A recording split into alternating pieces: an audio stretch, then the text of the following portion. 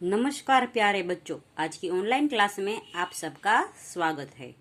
यदि आपको मेरे वीडियो के नोटिफिकेशन ना मिले तो यूट्यूब में मेरी चैनल सर्च करके चैनल में जाके प्लेलिस्ट में सारे वीडियोस देख सकते हैं। तो बच्चों, पिछले वीडियो में हमने सीखा था हिंदी कक्षा 8 द्वितीय सत्र का पाठ नंबर 1। पाठ का नाम था पत्र एवं डायरी। तो हमें है वो पत्र लेखन कैसे लिखना है इसके बारे में हमने सीखा था। शायद आपको नोटिफिकेशन ना मिला हो तो आप है वो प्लेलिस्ट में वीडियो देख सकते हैं।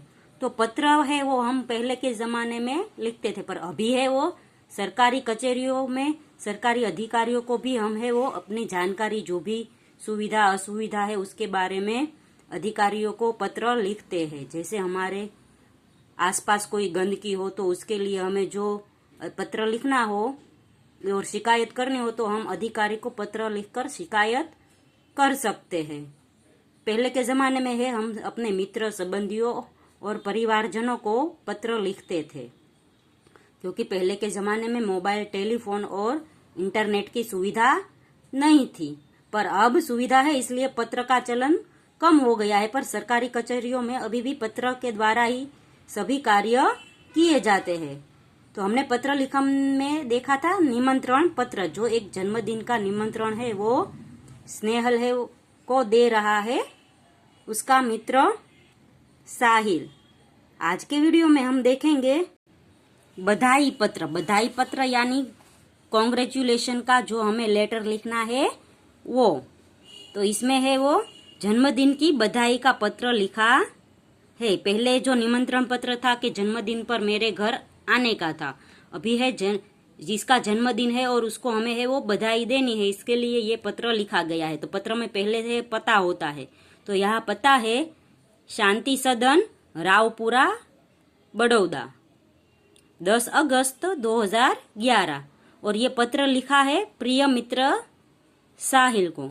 तो हमने पहले देखा था निमंत्रण पत्र में कि साहिल ने है वो स्नेहल को अपने जन्मदिन पर बुलाने के लिए पत्र लिखा था। और ये पत्र है वो स्नेहल है वो साहिल को लिख रहा है उसके जन्मदिन की बधाई के लिए। तो यहाँ लिखा है प्रिय मित्र साहिल। हमें यहाँ पे अपने से बड़े हो तो माननीय लिखना पड़ता है, या प्रिय सखी, ऐसा कुछ भी संबोधन लिखना पड़ता है। फिर है सप्रेम स्मरण, लेके प्यार के साथ याद। कल ही तुम्हारा पत्र मिला तो हम सब बहुत खुश हुए। हमें तुम्हारी सालगिरह का निमंत्रण भी मिला और यह जानकर विशेष प्रसन्नता हुई कि कल ही तुम्हारी सालगिरह है। सालगिरह यानी जन्मदिन। इधर माँ कुछ दिनों से बीमार रहती है और पिताजी को तो सुबह 10 बजे ही दफ्तर जाना पड़ता है। दर्शना को भी सुबह स्कूल जाना पड़ता है और वह तो है ही छोटी, इस कारण घर का बोझ मुझ पर ही है। तो स्नेहल कह रहा कि मैं जन्मदिन पर नहीं आ सकता क्योंकि मेरी माँ बीमार है और पिता है वो सुबह को चले जाते हैं और दर्शना अभी छोटी है, उसकी छोटी बहन। अब तुम ही कहो, यह सारा बोझ किसको सौंप कर तुमसे आ मिलूं। मेरे दिल में तो बहुत होता है कि इस शुभ अवसर पर उड़कर तुम्हारे पास आ जाऊं, परंतु घर की स्थिति का विचार करके विवश हो जाता हूँ। विवश यानी मजबूर हो जाता हूँ और मन करते हुए भी नहीं आ सकता। तुम तो अब 1 साल बड़े हो गए हो, इस अवसर पर मैं तुम्हें बधाई क्यों न दूं। मैं तो चाहता हूँ कि बार बार तुम्हारी सालगिरह आया करे और हमें खुशियां मनाने का मौका मिले। इस मंगल अवसर पर उपस्थित न रह सकते हुए भी मेरे दिल में तुम्हारे लिए शुभकामना है। मैं चाहता हूँ कि ईश्वर तुम्हें चिरंजीव रखे, यानी लंबी आयु दे, और तुम्हारा नया वर्ष शुभदायी हो। तो बच्चों, इसमें स्नेहल ने लिखा है कि मैं भाई तुम्हारे सालगिरह पर नहीं आ सकता क्योंकि मेरे पारिवारिक थोड़ी मुश्किल है, पर मेरा सारी शुभकामनाएं तुम्हारे साथ ही है। तो इस तरह हम है वो अपने मित्र को पत्र लिख सकते हैं। अगला पत्र है आश्वासन पत्र। तो आश्वासन पत्र हम इसलिए लिखते हैं कि किसी को हम आश्वासन दे सके, कोई निराश ना हो, कोई किसी भी कार्य में असफल हो तो हम उसे आश्वासन देते हुए पत्र लिख सकते हैं, जिससे उसे निराशा न हो और एक नई उम्मीद जागे। तो यहाँ आश्वासन पत्र लिखा है, खेल महाकुंभ में असफल यानी अच्छा प्रदर्शन नहीं करने पर सखी को आश्वासन पत्र। तो खेल महाकुंभ में यानी कई सारे खेल एक साथ खेले जाते हैं, उसमें ये सखी है वो असफल हुई है और उसको आश्वासन देता हुआ यह पत्र लिखा गया है। तो पता है मातृछाया, स्टेशन रोड, कालूपुर, अहमदाबाद, 17 नवंबर 2011। और ये पत्र लिखा गया है प्रिय सखी जागृति को। तो जागृति है वो खेल महाकुंभ में असफल हुई है, तो उसकी मित्र अवनी है वो उसे पत्र लिख रही है आश्वासन देने के लिए। सप्रेम स्मृति, स्मृति यानी याद। आज तुम्हारे पिताजी से फोन द्वारा पता चला कि तुम खेल महाकुंभ में चक्र फेंक प्रतियोगिता में असफल रही हो। इस समाचार से मुझे बहुत दुख हुआ कि तुम्हारा इस प्रतियोगिता में प्रदर्शन अच्छा नहीं रहा। हमने तुमसे बहुत आशा लगा रखी थी कि तुम जिले में प्रथम आओगी।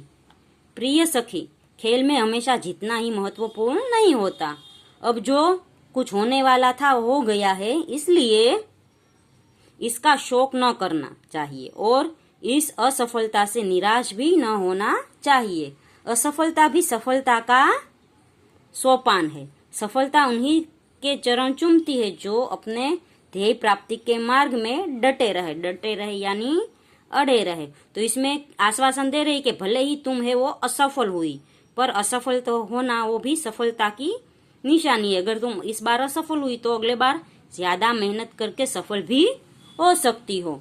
अब निराश या हतोत्साह होने की कोई फायदा नहीं। हतोत्साह यानी उत्साह जो हमारे अंदर है वो उसका नष्ट हो जाना, टूट जाना। मैं चाहती हूँ कि अब तुम दुगने उत्साह से अभ्यास करो तो अगले साल तुम्हें अवश्य सफलता मिलेगी और तुम अपने जिले में ही नहीं गुजरात में प्रथम आओगी।